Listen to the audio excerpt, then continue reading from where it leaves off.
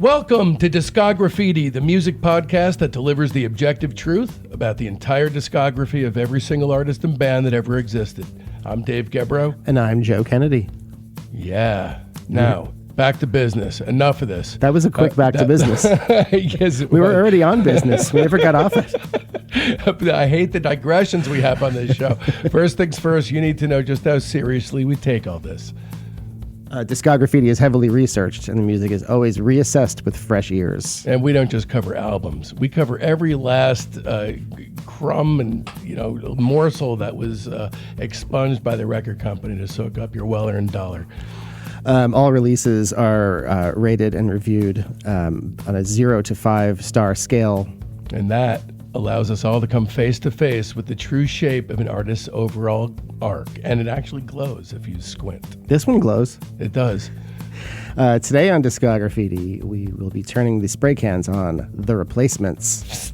Drunken punks shredding pages from the classic rock playbook turned singer-songwriter asshole swapping out his band for session man replacements.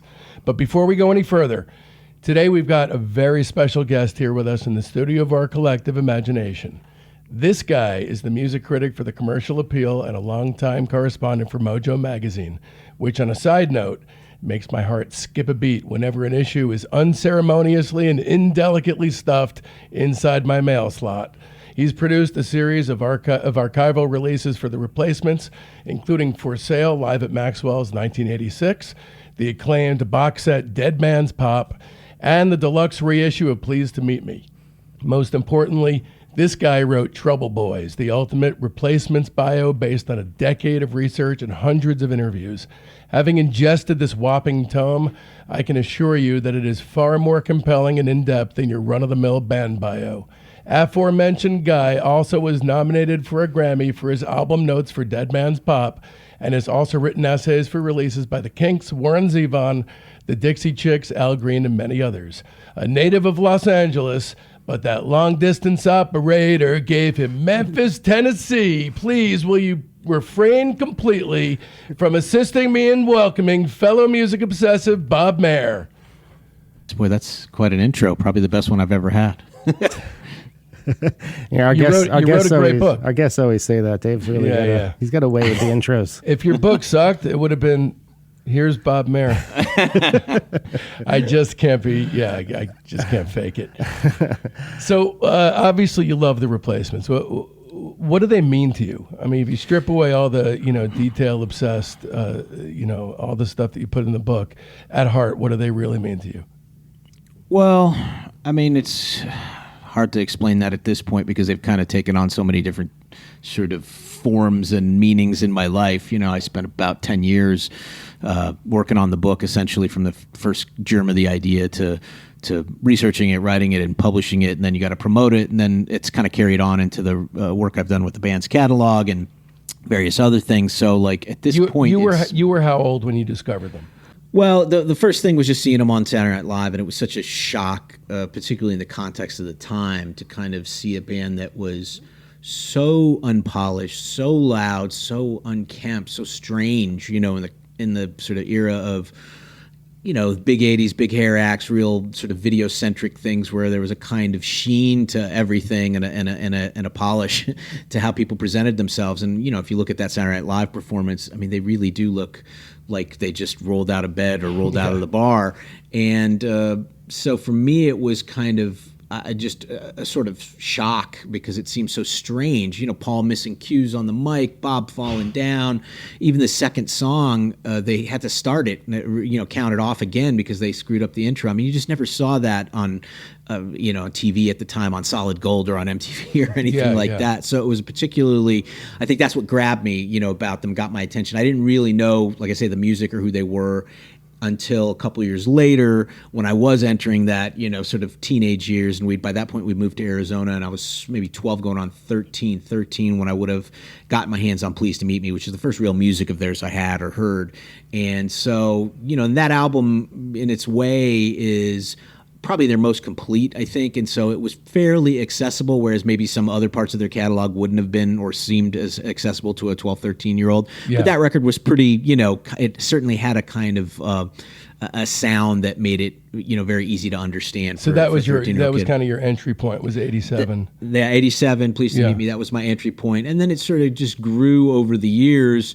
Like a lot of things, you kind of work your way backwards and you get older. And it wasn't an immediate thing. Probably wasn't until I was again in high school a couple of years later. By that point, Don't Tell a Soul had come out, and that was really the height of their sort of popularity or awareness, the popular culture awareness. So you'd see them on MTV. So it didn't seem so strange, they weren't this sort of odd band I'd see just on TV the one time. Yeah. And again, you have to remember, there's no internet, there's no whatever. And sort of being a 13-year-old kid in Arizona, I didn't really have access to cool record stores at that time or anything. So it was kind of, you got whatever you got, however you got it, whether it was TV or the odd newspaper thing or a zine or something like that. I know I crossed paths with them. I was a 14-year-old in 1986, and it felt like the perfect age for me, because I was just starting to become like, I guess more of a drama queen, I suppose, emotionally. And a friend of the pod, Rick, had a good friend of mine growing up. He had a vinyl copy of Tim. And so that's an odd entry point. But, along with that comes, very quickly Let It Be and whatnot. And when I graduated high school, it was all shook down. So I felt like I grew through it all with them. Joe, what about you? Well, I'm the same age, roughly. Well, I'm the same age as Dave, and I think we're a little older than Bob, right? A few years older? I'm born in 72. Yeah. So I did not get into them until later, though, because as we've mentioned on the podcast many times, I had bad taste in music when I was a teenager. So I do remember seeing them on SNL, though, and thinking that they were kind of like a joke band, sort of. Like, it kind of seemed like they were kind of like a bit like they would be on like Dr. Demento or something. Right. I could have sworn that the song was "Kiss Me on the Butt." I was a real idiot. That's a great Mondegreen. Yeah, right. So it wasn't until later that I went to college and started getting into good music. And I think I probably read some reviews in the Rolling Stone Record Guide. And I think Rolling Stone Record Guide, I'm pretty sure, gave Pleased to Meet Me 5 stars. And so I started with that one. I remember buying that at like the student center at the college, and then I was just obsessed with that record, and did the same thing. Went on, kind of listened to everything, but they were kind of already done. I was not a fan of them when they existed until they were already over by the time I really discovered how great they were. Yeah, and I saw them live, but it was on the All Shook Down tour, right. So it was like on the. But then, as a young adult, like a 20-something adult. I kind of went through a period in my life where I was obsessed with like heartbreak kind of songs, and like songs that I felt like I really related to as like this sort of lonely person at that time. And so a lot of these songs are really super highly personal to me, like and come to, or really define that time for me. I'm like, when I'm like 25, 26 or so. So I think, especially Bob can definitively agree that even though there is a truncated discography at play here, that we are dealing with a band that has quite a lot to chew on. So there's tons to talk about. The honest truth is, as I was battling murderous Los Angeles traffic to get to the studio, my heart was pounding because I desperately do not want to do this band a disservice. Bob, you know what I'm talking about. Okay, so we're going to do a little segment here called The Run-Up, and that's going to get us to the first recorded works by the band as quickly as possible for the sake of discography.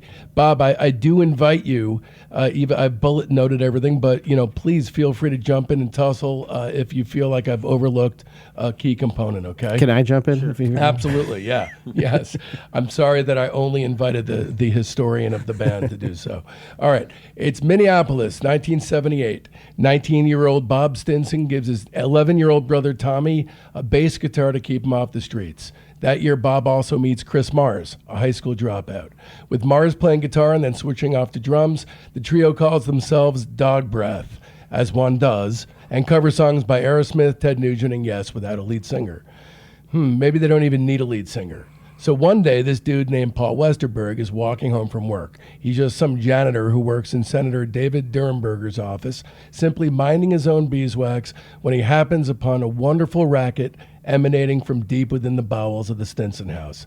Color him impressed, because Westerberg starts regularly listening in after work. Mars knew Westerberg and eventually invites him over to jam. Dog Breath auditions a bunch of vocalists, including a hippie who reads lyrics off a sheet.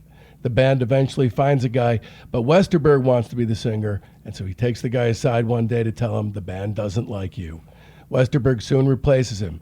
Before Westerberg joins, Dog Breath often drink and take all kinds of drugs during rehearsals, playing songs almost as an afterthought. In contrast to the rest of the band, the disciplined Westerberg appears at rehearsals and in neat clothes and insists on practicing songs over and over again, getting them perfect. He hijacks the Basement Boys to carry out his nefarious rock and roll deeds. After the band discovers the Clash, the Jam, the Damned, the Buzzcocks et al., Dog Breath changes their name to the Impediments and plays a drunken performance without Tommy at a church hall gig in June 1980. After being banned from the venue for disorderly behavior, they changed their name to the Replacements. In an unpublished memoir, Chris Mars later explains the name like maybe the main act doesn't show, and instead the crowd has to settle for an earful of us dirtbags. It seemed to sit just right with us, accurately describing our collective secondary socialist theme. Phase 1, classic rock punks, 1980 to 1982. And we start with the 1980 demos, guys. Right. So, hey, Bob, I think we might want to talk now a little bit about the Stinson household and how that kind of shaped the identity of the band, particularly in the years when Bob was in the band. Yeah, I mean, Bob had been sort of. Well, first of all, let me just say that was a pretty good summary. The part where Paul was insisting in rehearsing and them repeating songs diligently might be a slight exaggeration, although it is fair to say early on he definitely brought a kind of direction to the band, because I think there was a sense of desperation both on his end and Bob's that. To get out and up from the sort of lives that they were destined to, which were probably going to be various forms of manual labor. But, yeah, I mean, Bob had basically come back after years away in the juvenile system, juvenile jails, group homes, that kind of thing. And by the way, this is literal Dog Breath, right? This is not a Zappa reference? No, I think I don't know where that. We never quite figured out exactly where that reference came, but it seemed like it was something that would have been much more of off the cuff than some deep Zappa. I figured, But yeah, so I mean, basically, Bob formed the band, or he came out of group home with a buddy of his, a guitar player named Bob Flemmel, and their intention was to start a band. They were looking for other guys to play, and lo and behold, Tommy Stinson was getting into trouble as an 11, 12-year-old, and Bob put a bass in his hands, and thus sort of began the band with the two Bobs, Bob Stinson, Bob Flemmel, and Tommy Stinson. And then eventually Flemmel kind of faded out. Chris Mars came in. It was the three of them with some, people sitting in, singers here and there, but really kind of just the three of them, or occasionally the four of them, Bob Flemmel, just floundering away, playing parties at friends' houses or keggers or where, buddies of Bob's where he worked at this restaurant. And nothing was really happening. And, at the same time, Paul's kind of doing his own thing as a lead guitarist, chasing the rock star dream, but not really getting anywhere in suburban Minneapolis or South Minneapolis, and playing with a bunch of suburban people. And as you say, he was working as a janitor, hears this racket and sort of hears and seizes his opportunity, pretty faded kind of scenario. What is that? Do you know offhand what the length of time is from the first time he heard the guys playing to when he was it was a few months. He was basically passing, from his janitor job back home. Sometimes he would walk, sometimes he'd take the bus and then walk, and he would pass this house, which is actually different than the famous Let It Be house. It was on the same street, but it was a previous house. And it was sort of set off far from the street, but Paul was just sort of amazed at the sheer balls of a band to play that loud, in the neighborhood. I'll tell you one thing that, whether you're a fan or not a fan of Paul Westerberg, one thing you got to hand it to him is the guy was a self-conscious mythologizer. He definitely knew his way around a rock and roll myth and knew how to make it stick. Yeah, and he had kind of studied that in a sense. After he dropped out of high school, he did a lot of reading, rock magazines, rock bios, showbiz magazines about books about P.T. Barnum and stuff like that. So he kind of had a sense in a kind of funny way about showmanship, about mythologizing, about what critics liked, about what people were attracted to, a certain element of danger, of unpredictability. And so I think, he kind of poured a lot of that into what he was doing with the band and what the band eventually became. There's some people that sort of joke that it was a sort of 12-year performance arts project on Paul's part. You know, and also about just writing songs that came from a heartfelt place and that meant something to him, like writing these kind of confessional songs. I think that's something he realized early on. I don't have to write these punk rock kind of songs that are about And punk was such a pose too. Yeah, and like a lot of people, I think Paul, the reason the songs were so effective as kind of emotional conduits or whatever is because, he didn't share that stuff with anybody else, including the band.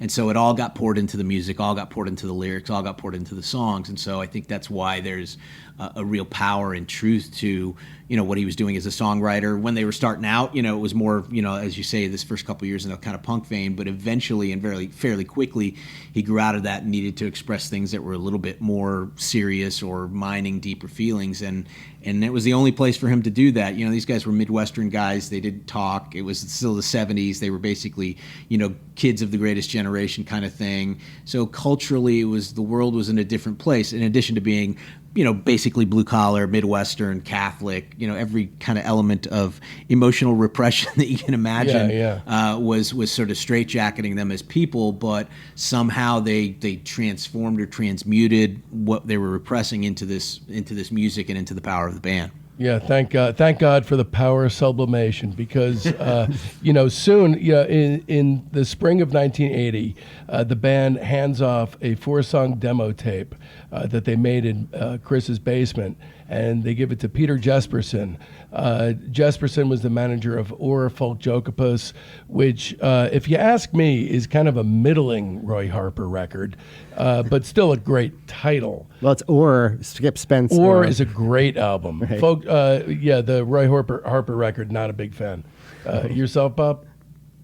I like Or, the Roy Harper record. It's Right. It's not my favorite, but it's a pretty Awesome. good name for a record store. It's a great name for a record Yeah, store. it is a great name for I wish a I could record go store. hang out there right now. Yeah, no kidding. So we're in Minneapolis. Peter Jesperson is listening to this tape, and it's almost like a spit take sort of. Yeah, so the situation. 1980 demo that they made in the basement, I got to say, they already play really great. They already, they really had it. They're good musicians, so. There's an interesting thing there that on the recently released box set version, expanded deluxe box set we did of Sorry Ma, Forgot to Take Out the Trash, we actually for the first time put on a previous demo, which is really the first recording the band made, and there's several songs on there from that, and that is like kind of Paul bringing his old, songs from before he met the Stinsons, Chris Mars, or started playing with them, and it's recorded in a way that's it's a little more conventional, a little more rock and roll. Still has some really great sort of pop sensibility to it, but it's not the Replacements quite yet. And within a couple of months of Paul meeting those guys, playing with them, the chemistry happening, and him sort of writing new songs that were really more tailor-made and kind of bespoke. Yeah, no kidding. I mean, talk about writing to the band's strengths. I mean, right. It I think amazing. he figured it out pretty quickly, and so there's a kind of jump that you can hear on that box set. But when you talk about that first 4 songs, that so it wasn't exactly there right out of the gate. It took really Paul kind of really writing for the band for the thing to really come together and coalesce, but it does on those first 4 songs. And like you said, Peter, I think there's a misperception. I think the misperception is that the first album and Stink, they kind of get lumped together as the punk era.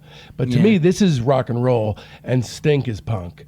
And Raised in the City, that's pure straight up rock and roll. At the moment it starts, this is just killer traditional rock and roll, and A+. It's not of archival interest. This is as good as they ever got. You're talking about the demo. Yeah, Raised in the City, Shape Me, or Shape Up, Don't Turn Me Down and Shut Up. You can see what Peter Jesperson responded to. It does have a really kind of explosive kind of quality. They just play great, and they have great energy. Yeah. And it's kind of a take on punk that was kind of unique. Even they don't really sound directly like anything else, really. Yeah, and it's funny because we, even after 10 years of researching it and again for the box set, there is no 100% definitive take on where that was recorded. It was definitely recorded in a different place than the first demo, but it's just interesting. It's it's a really good, relatively speaking, a good recording in that you really get the sort of 360 of the band, the dynamics, and Paul's vocals, and it's just a incredible performance of what would be many incredible performances that they would basically record to make that first record over the next year. Also, the very special thing about all this material is that even though Paul is writing all these great songs, somehow it's still Bob's band. It's definitely, it feels like it's still Bob's band, but yet it doesn't feel like there's a tension between those two elements yet. No, not a negative tension. I think what's there is the kind of, like all bands, when you sort of discover that you have this power amongst the four of you, this kind of alchemy that only exists when you play together. There's something really inspiring about that. And so I think in a way they were sort of not only getting positive reinforcement early on from Peter, and frankly, none of them had really had much positive reinforcement in any way in their lives. So I think that really, sort of propped them up and buoyed them. Yeah, I mean, he wasn't just supportive; he was agog. I mean, he said when he listened to the tape, if I've ever had a magic moment in my life, it was popping that tape in. I didn't even get through the first song before I thought my head was going to explode. Right. Well, and like I say, I think there is actually a kind of tension in terms of the guitars, because Bob and Paul were very different guitarists in how they played. I mean, it's interesting because Paul had been a lead guitar player and he sort of became a rhythm guitar player, although he was always a very great rhythm player. And I mean, he is probably a very underrated rhythm guitarist in general. And so did he take a back seat, or did he because of Bob? Yeah, because I think he also wanted something else. He wanted to be the singer-songwriter, rhythm guitarist, sort of leader, and so he took on that role. I mean, basically, he was working with what he had, and what he had with Bob was this guy who could play these really sort of incredible leads, wild, unkempt, fearless, basically, which is something that Paul admired in him, and so he sort of slotted into that. I mean, certainly, there's nothing. So yeah, those wandering leads are just insane. How did he learn that style? Well, it basically his two main influences, Bob's, were Johnny Winter and Steve Howe from Yes. And if you kind of listen closely, that really is the foundation of Bob's style. So he's doing funny, a lot of stuff like Johnny Winter did. He had a big sort of blues-based sound, but also sort of very idiosyncratic even within the blues, the way Johnny Winter was. But then he had these sort of noodly, really fast, sort of high-low, just a kind of almost atonal quality that Steve Howe would play, neoclassical, whatever. I mean, when you listen to Bob's playing, it is these sort of twin poles of influence in terms of Winter and Howe, amongst a million other things. The thing about both Bob and Paul is they were real, and Tommy and even Chris to an extent, they were really musical sponges and incredible memories and deep listeners, and Bob in particular was a microscopic listener. I mean, he would just needle drop on every little bit and piece of songs and records. So they were obsessive, like all great musicians I think are. Yeah. And so I mean, he was also, preternaturally talented, I'm sure, even without any rehearsal. So you've got this kind of Johnny Thunders, Walter Lure, Keith Richards, going back to Chuck Berry, via John Lennon thing in terms of Paul's rhythm playing, but with a real foundation in blues because Paul had that. And then you've got Bob's thing, which is coming more from a sort of a real kind of 70s rock and roll, Johnny Winter sort of boogie blues kind of thing, but then at the same time a kind of a prog neoclassical thing. All on paper, none of those elements should work together. I'm actually going to differentiate and say that the demo, the first 4 songs, I'm going to give that 4.5 stars. All right, so now they signed with Twin Tone, and the first album, 1981's "Sorry Ma Forgot to Take Out the Trash," is released. August 7th, 1981, their song "I'm in Trouble" is released as a single, with an outtake, "If Only You Were Lonely," rearing its ugly head as far as Paul Westerberg's singer-songwriter inclinations as its B-side. So, all right, so let's first talk about, before we even get into this, their legendary live shows, which started to coalesce around this time. I am aware of them because there was this guy who used to trade bootleg tapes named Bobby Beatty, and I would have his catalog, and there would be all these, these crazy covers they would do. They were drunk. We didn't have the internet. I mean, we practically lived in caves. So these live shows started happening around when, Bob? Well, they were basically, they had played a handful of gigs before Peter Jesperson got involved, which were all sort of various types of disasters. When Peter got involved, they had entree into what was sort of the hip club and the scene in Minneapolis, nominally, or at first the Longhorn, which is where they played their first shows. And then eventually they started playing, there were a couple other places, and when the Longhorn sort of fairly quickly kind of shifted and then closed, they moved over to the 7th Street Entry, which is part of the First Avenue now complex. So they were playing locally a fair amount in that first year, say May of June of 80, when Peter sort of got them into a real club for the first time. Before that, they'd been playing kind of like sober houses and sober teen dances and things like that, on the floor and some, half-ass setup. But once they started gigging, initially they were an opening act. They were sort of Peter's baby, and so they got a certain amount of respect and attention, but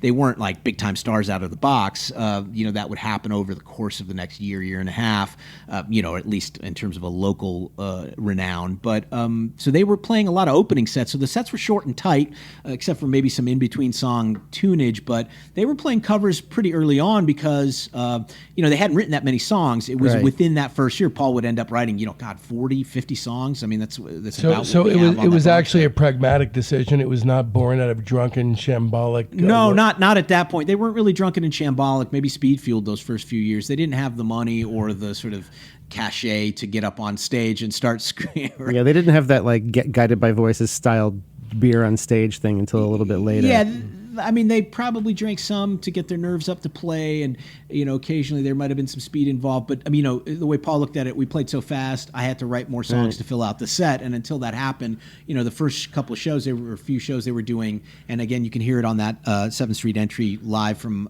early '81, January of '81. That's on the box set. They're doing multiple Heartbreakers covers. They're doing covers of the Kinks, Syndicate of Sound, all kinds of things like that. And so it was. Very quickly, they became an all-original band because Paul was just turning out song after song after song. Another thing you mentioned in the book that was interesting is that, early in this, why Peter Jesperson was so key is just because he handled a lot of the logistics. If it was up to them to just get gigs and drive themselves there, they would have probably just fizzled out. They had someone to actually help them make things happen. Yeah, I mean, none of them ever drove or really ever got a driver's license. I think Chris eventually did. I mean, Tommy still doesn't drive. Paul still doesn't drive. Bob never drove. So, from a baseline level. Wait, they still don't drive, those guys? No. That's wild. Wow. Keeping it real. No kidding. And Tommy lived in LA for 17 years. He just hitching rides. That'd be great if when they did go into a car, they insisted on a horse and buggy. But, so there was that part of it. But, Peter's influence also came in terms of his record collection. He was a total record collector, managed a record store. Those guys didn't really have money or exposure. I mean, Paul had an older brother who exposed him to some things, folk and blues and bluegrass and that kind of stuff. But in terms of, a hip record collection, Jesperson was the guy that kind of turned him on to a lot of stuff, including Big Star, including like Terry Reid, including, just stuff that was more muso, real knowledgeable record collector would have to turn you on to. Right. So that was all part of it and part of the stew, I think, of what they were covering to a certain extent, but also the way Paul's songwriting unfolded and evolved, was because he had a patron and a champion in Jesperson, but also somebody who had a record collection that he could sort of thumb through and listen to and kind of absorb more influences. Right. So when they go in to make Sorry Ma forgot to take out the trash, it was I kind of always assumed that was just they bang it out in a day kind of thing, but it was a fairly lengthy process making that record. Yeah, it's true more of Stink that was a one-day thing. Right. But Sorry Ma was, they took some time to get it right. Yeah, I mean, Peter, I think, and his partner Paul Stark, but Peter in particular saw this as a real opportunity, saw the talent in the band, saw them as, really having something special, and being sort of a very fastidious guy, wanted to make sure they got it right. And then there was also the thing, the band had never really been in a recording studio, so they did actually record a really great sort of audition, essentially, for Paul Stark as a 2-track kind of stereo thing, which is on that box right. set. Yeah, those and are it great. sounds amazing. Yeah, those are awesome. And they were so off the cuff, and it really felt like more of an audition for Paul and just kind of playing what they would do in the basement, that there wasn't any kind of red light fever. But I think when they got into the studio, or there was some sense maybe that they would be too uptight in a conventional studio environment. So then they tried recording them and songs for the album live, in a club without an audience, just to kind of have the feel and context that they were used to. But they couldn't really get that right, so they went back into the studio. And by that point, they again, this is all happening so fast. By the time Peter meets them, they're together 6 months. By the time they really start recording the end of the summer, it's closer to a year they've been together, and they were just growing as a band exponentially. Paul's songs, the chemistry, them playing out. So by the time they got back into the studio at the end of 80 into early 81 and really started recording what would become that album, they were just on fire and performance-wise and in terms of the material and, so and all that sort of stuff. Those first couple attempts at recording, it sort of ended up being as like pre-production for it. 'Cause by the time essentially. But yeah, I mean, if you really look, they started recording, or started went in the studio for the first time July of 80, and the record didn't come out until September of 81. Right. Now, some of that was a delay, but I think basically it was very unusual, I would say, for a band at that time at that level. Let's take a look at the songs. I mean, the early songs of Paul Westerberg, they hold up for me just as much as the later stuff. It's the motherfucker arrived fully formed. To be perfectly frank with you, Bob, I have not heard the original stuff before that four song demo. So maybe he still had some influences to grind out the sausage grinder, so to speak. But well, it was that, and again, I think he was somebody who, with a band, when they got together, they finally had a purpose, and I think Paul also had a purpose and a direction as a songwriter. He's like, okay, this is these guys' strengths. I can write these songs, short, compact, sort of brutal, but melodic. I mean, he always had a sense of melody. Bob, to his credit, also really had a sense of pop melody. Right. They were basically grew up. Yeah, like Love You Till Friday. That's impossibly catchy. Yeah, and so I think there's a kind of, in a weird way, there was very little thinking. It was just written for this band for a purpose and out of a kind of inspiration and momentum of them getting together. Yeah. We have an ultimate playlist where we're going to boil down the greats, and there's not much from this record that I would keep off. Maybe Otto, I Bought a Headache, I would leave off, but there's a lot of standards on this record. Yeah. His songs did evolve and change because I think his input, his stimulus, the subject matter grew as the band got on the road and they traveled and they got older and all that kind of stuff. Maturity killed this band. Maturity, I suspect foul play. But if you look at the just in terms of the construction, in terms of the melodies, in terms of a kind of craft, which you wouldn't necessarily associate with their placements, it's there. It's fairly refined on that first record, and yet it has this kind of free energy and excitement and rush of discovery as they're just getting off as a band. But Paul was basically, what I'm trying to say is, he was a great writer from the get-go, from the jump, and at least in particular once he realized and had a purpose and a band that he was writing for. Right. Another thing they had going on already is they sort of have that underdog charm, and they have the thing where the songs are kind of about them. They're kind of the protagonists in the song. Right, so yeah, I mean, that was because that was a matter of just practicality. There wasn't, those guys, they hadn't been traveled, they hadn't done anything, they didn't even have girlfriends at that point. So, for Paul, the fodder for the songs was going to be what was right in front of him. Yeah, what was right in front of him was the band. Listen, a lot of people write what they know, and what they know is fucking dog shit. But and frankly, what Paul Westerberg knows is dog shit. But he's able to relay it so artfully that it's impossible not to connect with it. It's just impossible. and you talk about the self-mythologizing. On that first record, Paul wrote a set of like liner notes, essentially, that were totally taking the piss out of themselves and the songs and making fun of it, and also it's in the songs too. To me, what the barometer is that he was successfully self-mythologizing is that that Jeff Tweedy wrote a love song to him. Supposedly, I don't know if that's actually true, but it's funny you mentioned Jeff Tweedy. There's a song again on the box set that's this kind of fingerpicky country thing that we put on. That's one of Paul's demos from around this time, and you would swear it's Jeff Tweedy. So he kind of invented Jeff Tweedy in that song too.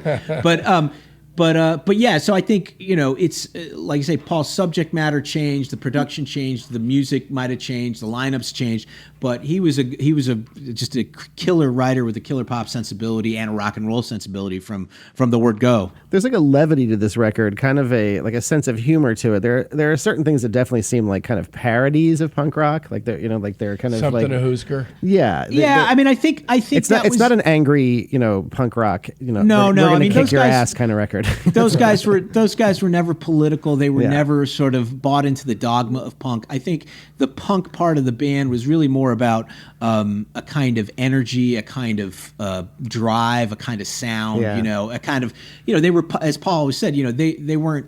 They didn't know about punk, or they weren't into punk rock, but they were punks. They Right, really were right. punks. I think And so- it gave them the volition and momentum to be born, and then once Yeah. they had used that, it was immediately time to move on. Yeah, and as you get into the next record, Stink, he's really almost making fun. It's almost a kind of spoof, a parody. You're right. It gets more like that on Stink. So even, yeah. Yeah. for Sorry Ma, I'm going to go ahead and give this 4.5 stars. I gave this the same 4.5. Nice.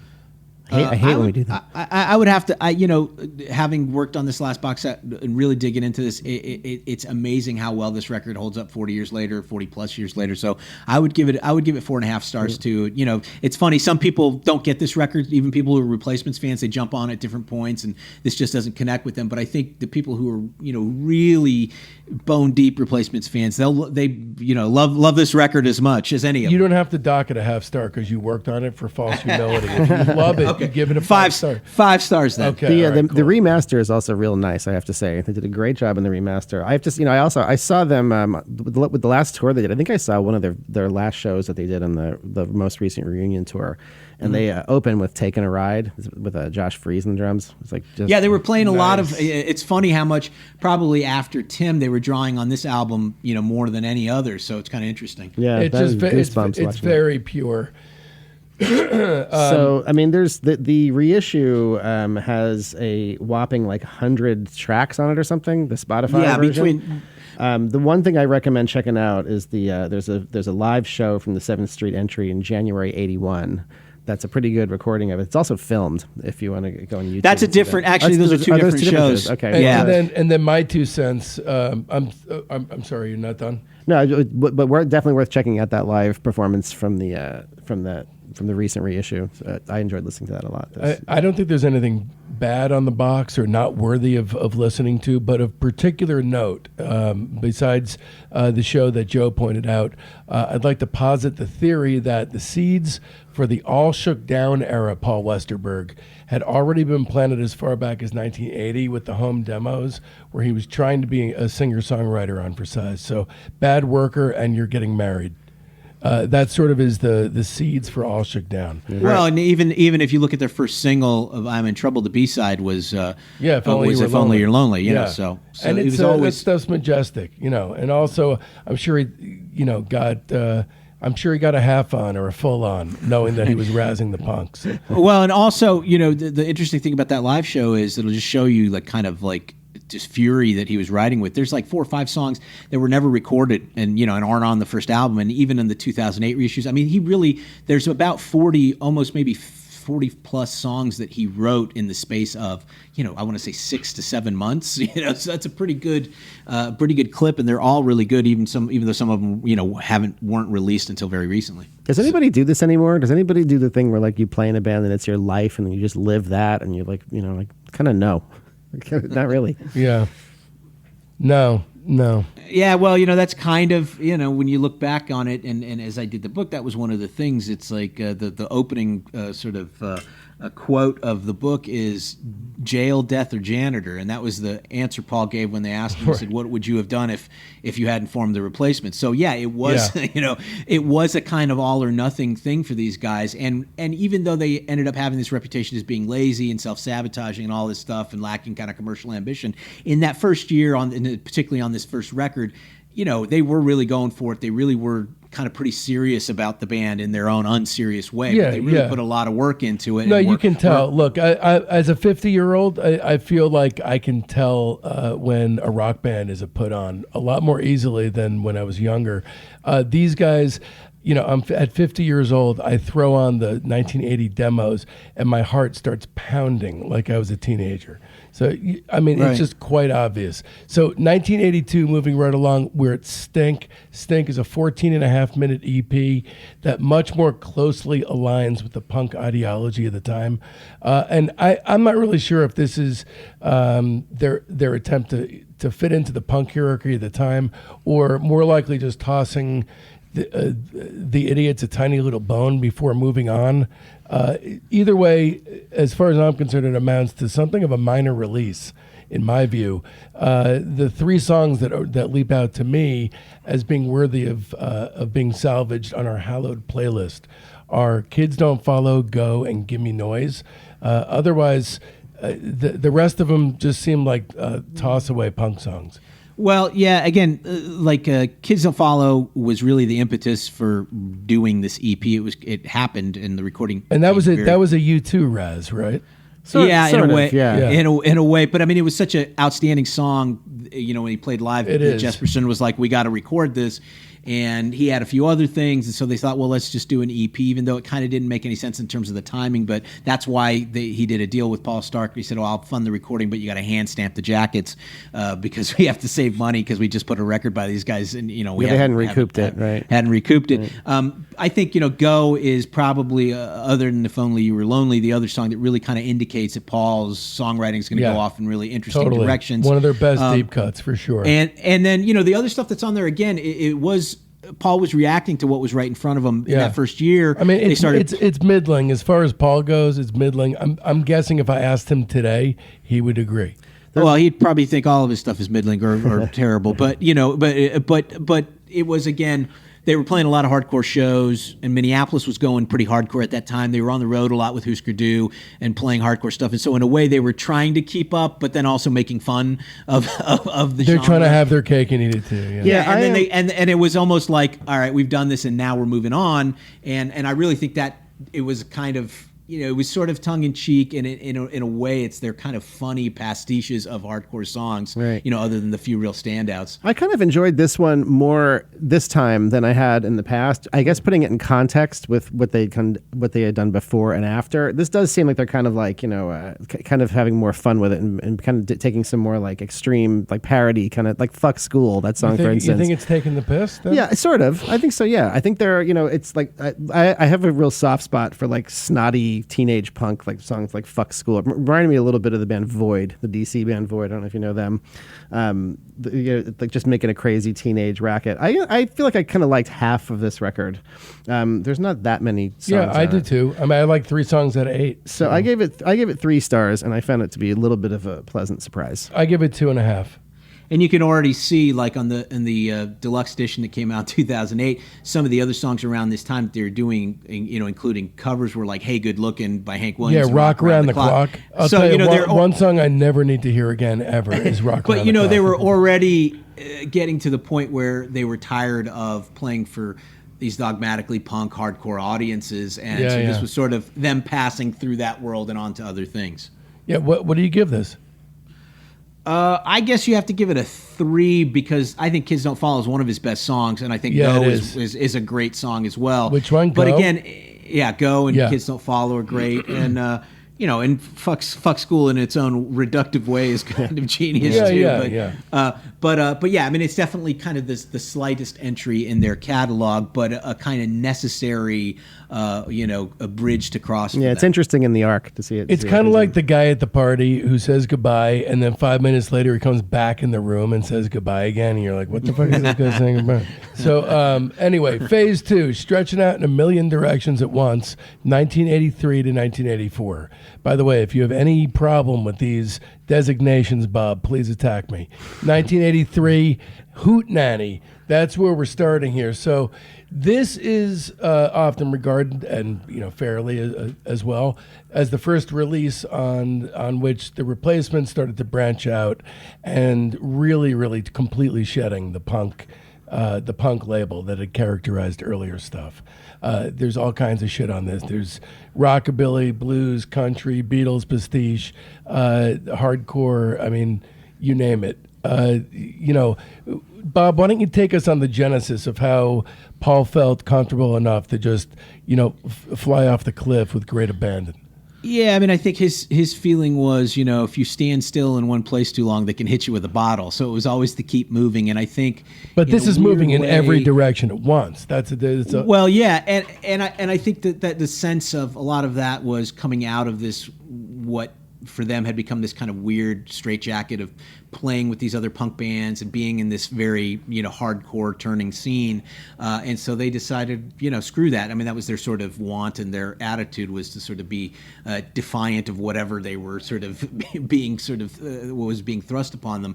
And so what is what's less punk than doing anything and everything, you know what I mean, or at least punk at that time. I mean, the whole idea with punk was to do what you wanted, and I mean, everyone was cognizant that there was a very strict hierarchy involved in being a punk. Yeah. So I think, and I think all those things that you hear on Hootenanny are very genuine. I mean, Hootenanny's a little bit of a hodgepodge. There's like things like "Run It" is almost a holdover from Stink, but there's drum machine songs is within your reach. There's really, I think Paul's, I want to say his first great song, but the first great song that would become very Westerbergian is "Color Me Impressed" for sure. That's the first kind of replacement song, right? And yet there's total, like, you want to talk about Dr. Demento jokes, Hootenanny, right? Which they started the album, which is them switching instruments in the studio, and so a lot of it had to do with Paul after making the first two records at Blackberry Way Studio. Every song's got a sort of a joke or a thing about it, right? Yeah, like Love Lines. Love Lines was Hill. I mean, everything's got its little hook of what it does and contributes, and it's not a perfect record, but it's like a sort of Elmer's glue and popsicle sticks version of what was to come, right? Yeah, and I think it's a dry run for kind of that. It's the first. If we're going to talk about the sort of classic replacements, it's the first classic replacements record, but in a kind of embryonic way. Yeah, right. Totally. In that they can sort of do anything and everything, and you've got a band that can do something as deep and emotional and sort of thoughtful as within your reach, but they're also doing Hootenanny, and it also shows like the adventure or Treatment Bound, making fun of themselves again, more self mythology, or things like Color Me Impressed, which is that sweet spot of Paul sort of. It's like I say, the kind of Westerbergian view of the world and of songwriting and of songcraft and melody. It's all there. And then there's weird things on the fringes too. Bluesy stuff. Take Me Down to the Hospital, where they're still kind of furious. They're still rock and roll band. And also Heyday. Heyday's in the same mold. Heydays. Yeah. So I think that it's like them kind of figuring out really who and what they are, even though I think the first album was 100% who they were in that moment. I think the band was evolving very quickly, and I think they were all sort of finding out things about themselves, and I think and their tastes and what they wanted to do. And it's like anything, you do something once, okay, you do it twice. By the time they get to 83 in this record, it's sort of like we can try anything, we can do anything. This is not the perfect iteration of this phase of the replay. I mean, there's definitely flaws, mainly that side 2 sharply falls off. I have a particular affection for this record in a way because it's sort of like it has some of my favorite songs, and even as an album, I think it gets overlooked because of what comes after, in the next couple of 3 records or so. Yeah, if you look at those, the next this record and the next 2 as kind of similar in a way. Mm-hmm. They're kind of like this set the tone. Yeah, this set the tone for the next 2, and then they made records that were kind of like this the next 2 times out. But I think they got the formula. They figured out what worked. They kept the things that worked and kind of moved on from the ideas that didn't. The cool thing is there's a slew of throwaways, but every single throwaway is awesome. So. Not everything's going to be on our playlist. It's worth hearing this one all the way through, though, as a record. It's an embarrassment of riches. It's definitely a dry run for Let It Be. It's one of their more overlooked albums, and the real turning point for them is this record. I give it 4 stars. I give this one 3.5, but I also like it quite a lot. Yeah, I give it 4 stars too, and I think again, like you say, it's funny. It sets up Let It Be, it sets up Tim, but even if you go as late as Pleased to Meet Me, and you look at the different types of things that are on Pleased to Meet Me, it's almost like a weird mirror image. It's that smorgasbord thing. Yeah, they just got better at and sharper at doing it, and there was more money and more budget and all that stuff. But I think this is the template in a way for that classic, 3-4 album run. All right, so Bob, this is a long time coming. All right, let me give you just a tiny bit of backstory. So, Sure. friend of the pod and one of my best friends, Rick Kronberg, he's the one who actually purchased Trouble Boys for me. He reached out to you on Twitter a while ago and asked you the following question. And it's actually a really good question. You then liked the question, which it's just horrifying. So now we're going to get it out there in the open because it's a very incisive question that's going to lead us into Let It Be. Oh, boy. During the making of Let It Be, one of the albums with the most attitude ever, were all 4 band members living at home with their parents at the time? Yes. That's the greatest fact in the world. Yes. I think Paul was probably, even though he's technically still living with his parents, by the next record, his girlfriend had moved to town and he was mostly staying at her place. Bob had not yet moved out. Tommy had not yet moved out. I don't think Chris moved out. So yes, they were all living at home. I mean, they didn't really, none of them other than Bob worked, and you really couldn't make much of a living, and they were on the road probably by that point. So I think by 85 they were all out, but by 84 and certainly fall of 83 when they were making Let It Be, they were all at home. Yeah, I'm almost positive. Man, does that inform the sensibility of this record? It really, really seems to. So they had done, by this point, they had done a little bit of touring. They got a van and they were kind of out on the circuit. They were doing regional stuff on the first couple records. They went as far as Lawrence, Kansas by 82. Nice. But Tommy was still in school. He didn't quit school until the spring of 83. So they really couldn't do any kind of what you would call national touring. You're talking about elementary school, right? At that point, it would have been in 9th grade, I believe, or 10th grade. He quit. But yeah, so there was a kind of logistical reality. It was mostly fairly limited touring through right up until the release of Hootenanny. And as Hootenanny was about to come out, just before that, they did their first East Coast tour, played New York City for the first time.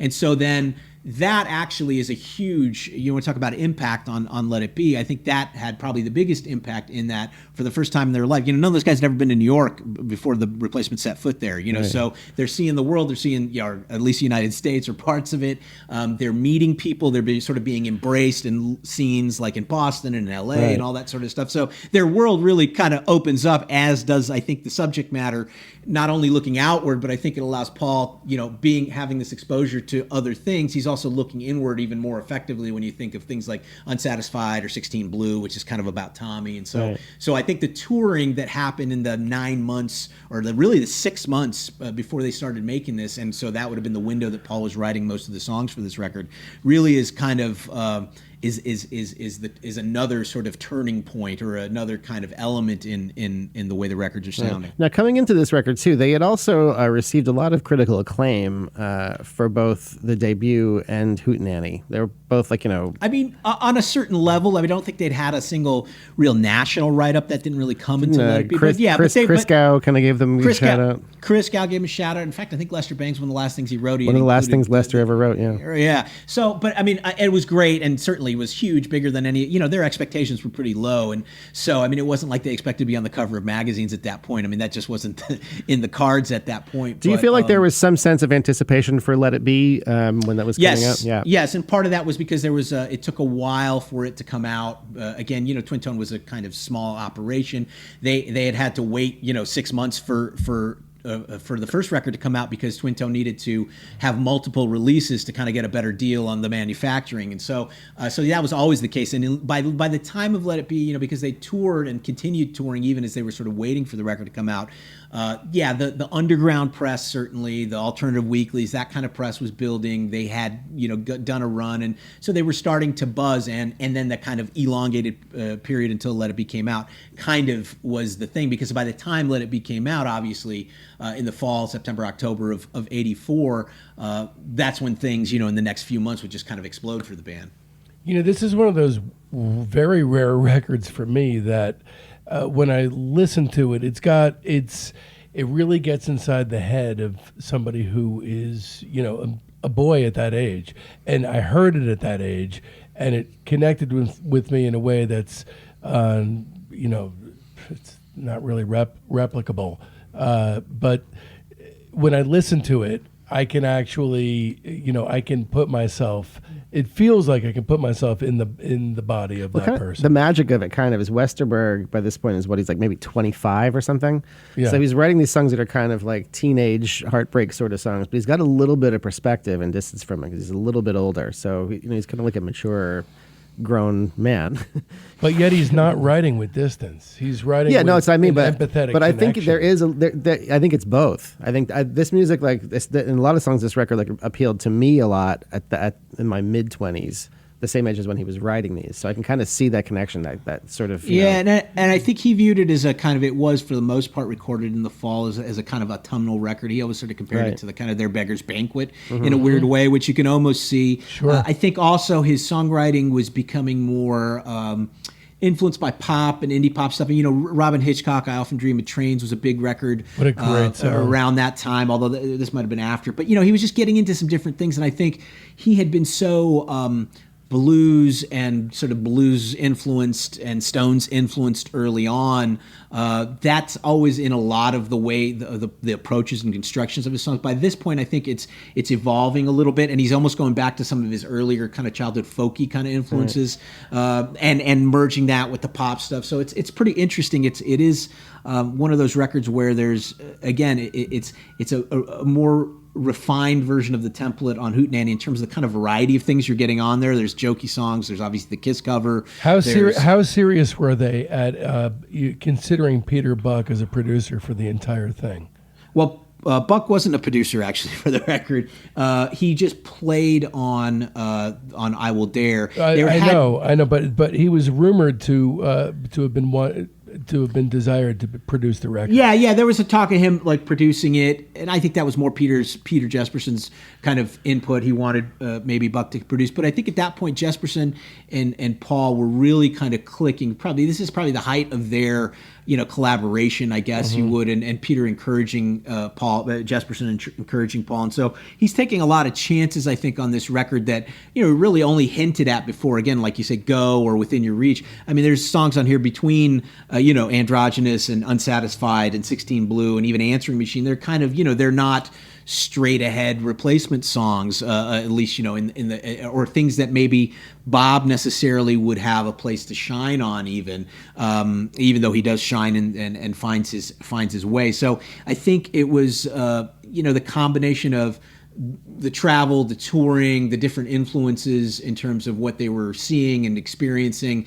and hearing, also combined with Jesperson. And to a certain extent REM, because they were in each other's pockets around this time, 83 and into 84.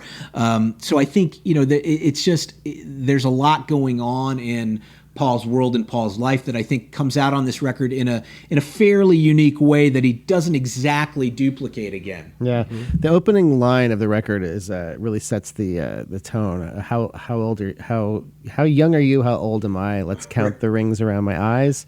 Still one of the best opening lines ever, and it is one of those ones that it tips his hand that he is a little bit older, right? It's somebody that's younger than him. He's singing to. You hear that I Will Dare anywhere on any sort of like club PA or in any setting. It just sounds so great when it kicks in. Sounds great. The funny thing about that song is it's them doing REM better than REM in a lot of senses. And it's funny too, because I think like with a lot of bands, the first few records, they were homebound. They were in town mostly. They weren't touring, and so a lot of the songs got developed as a band. You know what I mean? Right. Because they were rehearsing more. They weren't on the road as much. I think by this point they're on the road more, and so the band stuff starts to become less. It's a lot of Paul developing ideas and then bringing it to the band. Right. Right.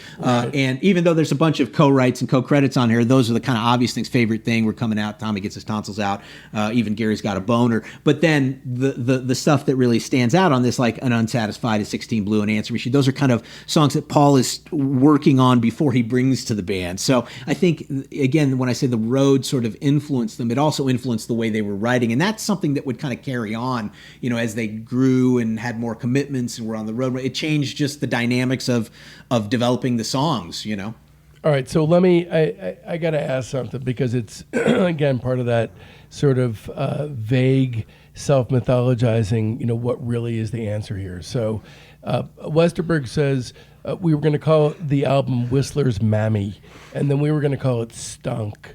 And then we decided that the next song that came on the radio is going to be the album title.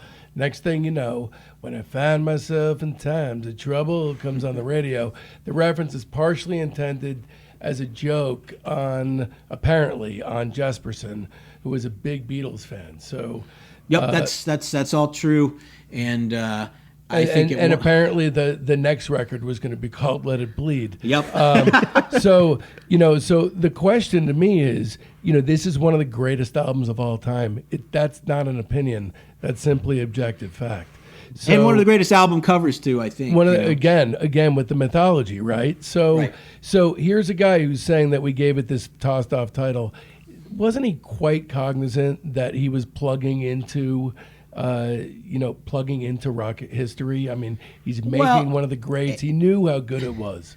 Yeah, but there's that. But at the same time, he's also taking the piss out of the Beatles. Like, who names an album out at that point? After a Beatles album, it's a kind of such an act of sort of ridiculous rebellion that you almost have to sort of admire it. And so I think he knew what he was doing in that sense. Right. I think they knew. They knew all along they were a really good band. And I think this is the album probably where the sort of combination of where the band was at, where his songwriting was at, where the production was at too, all kind of came together. And that's why I think it's, universally probably or generally most often considered their best album.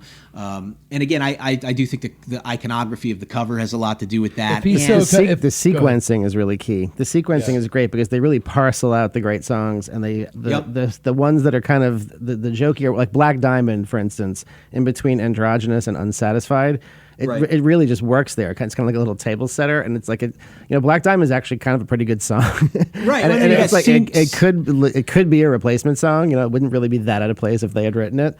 And then when Unsatisfied kicks in, it's just such a lift from that. It's really amazing sequencing. And then you got Senior Video, which in its own ways is just an incredible song too. I love that. When the vocal kicks in, it's just and that comes after Unsatisfied, and that 1-2 punch. They always were connected in my mind as the two that went together. Right, but then they're keeping you on your toes because then they got Gary's Got a Boner, and then into 16 Blue and Answer Machine. So I want to ask you a question. This has been killing me. Sure. Have you ever met anybody whose favorite song from this album was Gary's Got a Boner? I need to know. The joke was that Paul said, we say, why'd you call? I mean, there's so many stories about who this is about or what it's about, but his thing was just, we always thought guys named Gary were, ridiculous. It just seemed like there was always dumb guys. And of course, later on, one of their managers was named Gary, and the reverend that married Paul was named Gary. So it's kind of sort of funny. Nice. Unsatisfied is basically just like one long, giant, great hook that occasionally takes a break to not be the hook for a second and then goes back to the amazing hook. Like, that's such a great song. My two favorites after a lifetime of deliberation, of decades, are 16 Blue, which to me nails being an adolescent. It absolutely nails it on the head. And my favorite song by The Replacements, which has always been Favorite Thing. Right. That's a great song. Yeah. Yeah, no, I mean, there's a lot of interesting stuff on this record and the way they execute it. And I think it's, in its own way, it's really the last album where Bob is completely integrated and involved in the band. It's the last record they cut with him, as a band. The next record, they really cut the rhythm tracks as a three-piece, and Bob came in afterwards. So I think it is a kind of peak moment that people have recognized for a lot of those reasons. It's just, you only reach, there's only one peak for most bands. I think they had several, but I think this was a kind of peak for that first iteration of the group. I really think their whole career was one big series of different peaks. Right. Yes, very much so. Like the Velvet Underground. I mean, it's the same kind of thing. Yeah, this one is pretty much like consensus one of the best records of the 80s. I mean, it's certainly in the top 5. It's definitely one of the best records of the decade. And they're kind of their legacy stamping record. 5 stars. 5 stars. Yeah, 5 stars for me too. Bob, I thought you were going to lay down a 2-star thing. I think he was thinking about 5.5. Yeah. So I do want to mention one outtake. Sure. Perfectly Lethal could very well have been on the record. I think it's a great song. Yeah, and they were also toying with switching out the kit. They were always going to do a cover on this record, but they, originally it was going to be like maybe Temptation Eyes, I think, which it has come out on expanded versions and stuff. And of course, Heartbeat, It's a Love Beat, which was a bubblegum pop song from the '70s that Paul loved. But I think they made the right choice in terms of Black Diamond, because it's just you have to remember that was in the days where people wouldn't. Hip indie alternative underground bands covering Kiss actually was kind of a weird thing to do, and to cover it not ironically, but really take. That's the thing about Paul and Bob, is like a good song was a good song was a good song. They came up in the era where they listened to a lot of AM Gold and bubblegum pop, and they loved that stuff as much as they loved. And they chose the right band, because it was again, that ties into the Kiss Army, it ties into adolescent culture, and that Dictators sort of junk culture thing as holy fantasy.